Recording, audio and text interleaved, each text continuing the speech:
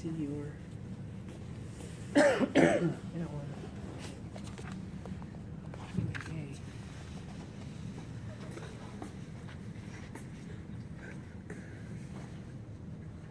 Okay, so here's the messenger RNA. The cap and the tail are going to help bring the ribosome in. And so the ribosome is, remember the ribosome is made of a large subunit and a small subunit. So the ribosome is going to come and it's going to sit on the messenger RNA. There are a couple ways of showing the ribosomes. I'm going to do the easier way. Your book talks about 3 slots in the ribosome, E, P, and A, but I'm just going to show you the P and the A. This is the P slot, this is the A slot. A is for the incoming, P is for the finished. They also show an E, which stands for exit. Okay, I'm just going to leave that off. Okay, so in terms of the ribosome, in the cytoplasm, there's another type of RNA called transfer RNA. And its function is to carry, each RNA can carry only one kind of an amino acid. So transfer RNA carries amino acids to the ribosome. That's its job. Okay, and so you have transfer RNAs that only carry methionine, transfer RNAs that only carry serine. And what makes them specific, there's different ways of showing them, but I'll show it like this, is down at this end, there's a sequence of 3 bases. This is called the anticodon. And it's going to be complementary to the codon. So the first transfer RNA is going to come to the AUG. And so what's going to be complementary to AUG in RNA language? What's complementary to A? Okay, so it's going to have a U. Okay, what's going to be complementary to the U? A. A.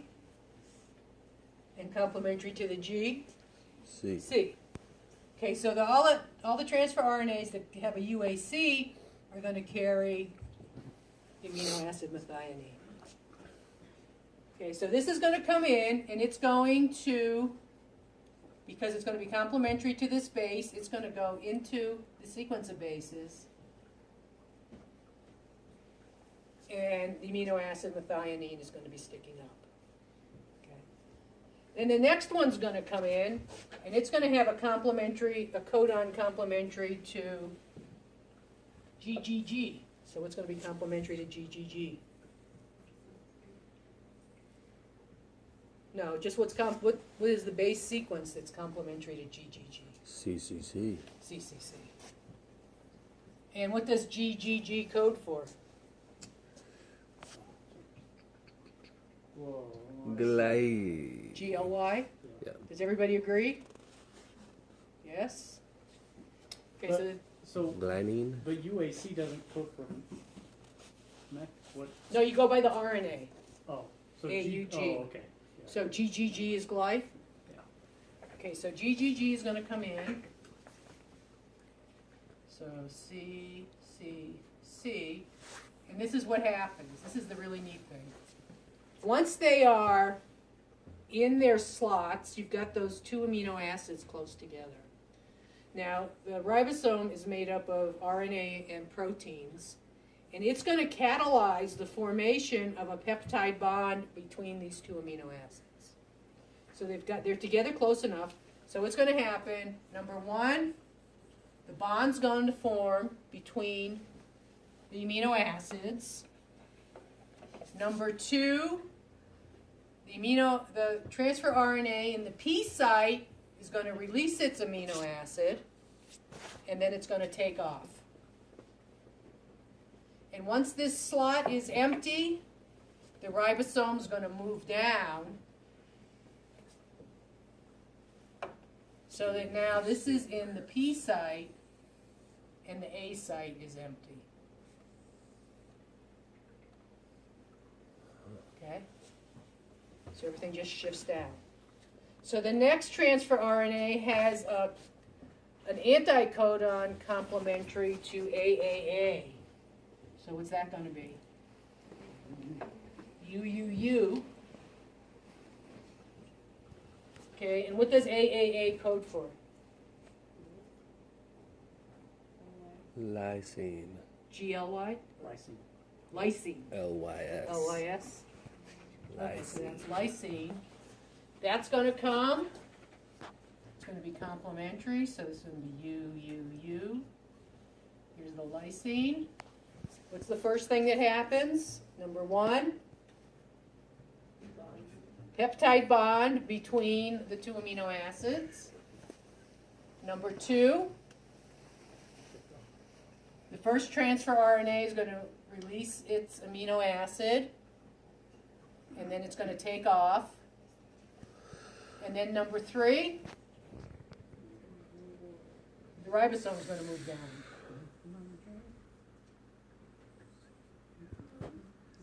Okay, so number one, transfer RNA comes in. Two amino acids form a peptide bond. Three, transfer RNA in the P site. P stands for peptidyl, which refers to the peptide bond. Releases its amino acid. 4, ribosome scoots down. Okay, so now it's scooted down to the next one. So this one, the codon is CAU. What would the anticodon be? GUA. GUA, right? And CAU codes for what amino acid? HIS. Histidine? Histidine. Okay, so this one's going to be carrying histidine. In comes the histidine. GUA. What happens first? Peptide bond forms between the amino acids. Second, the transfer RNA in the P site, you think of it as the old one, releases its amino acid and takes off. And number 3, the ribosome scoots down. Okay, we're getting to the end. Okay, the next codon is GCA. So what's the anticodon?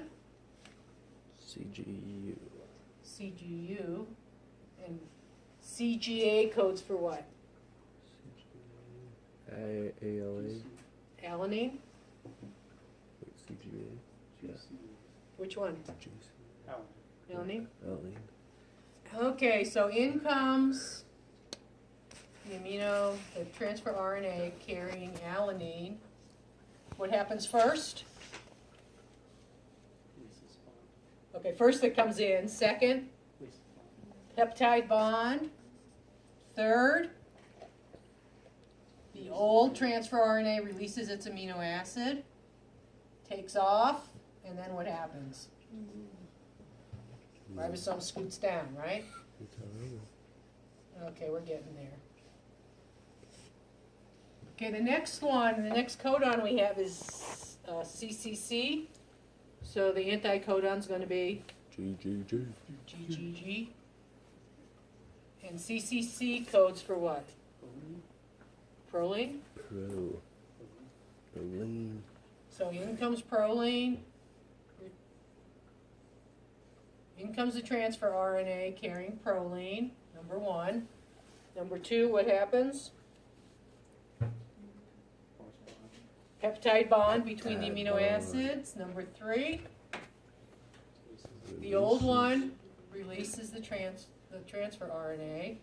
And that transfer RNA is just gonna go pick up another, whatever it is it carries. Okay, so now we got to UAA.